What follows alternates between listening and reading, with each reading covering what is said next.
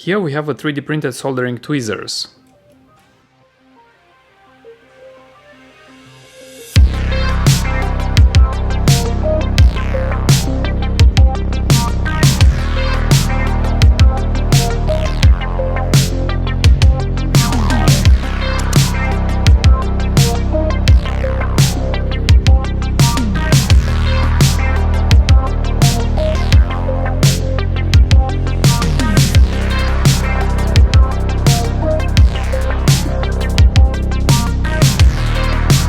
Now let's try to solder two cables.